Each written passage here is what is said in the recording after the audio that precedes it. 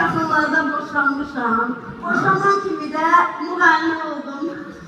Yaxşı yazmışdı, əziz tamaşaçılar. Əgər siz də bu yaxınlarda boşanmışsınızsa, onda mütləq bizə müraciət edin.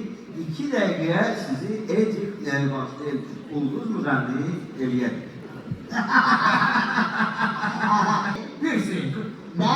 Piercing. Bu ne yaptı tıraşımlar? Piercing. Yok be piercing. Yaxşı ki şişlik verirler. Ayak yapıları bakacak beyefendi. Birinciyi yüzüme vurdum. Burnumun deşiğine. Sonra kulağımın deşiğine. Göbeğime. Görmeyeceğim görmeyeceğim. Bedenin hava bırakın. Gideşiyle bakın. Bir sözle her yerini piercing elemişim. Her yerini. Yani. Nasıl tuvalete de çekildin sen ha? Fasat mı? Hazırlama dediler ha. Fasat için 100 lira koyarım sana.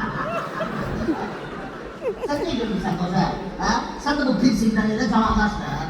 Biz başa düşmürəm. Başqa mövzu yoxdur. İnanırsan ki yoktu. Dünyada ne sesi bir mevzu var yoksa.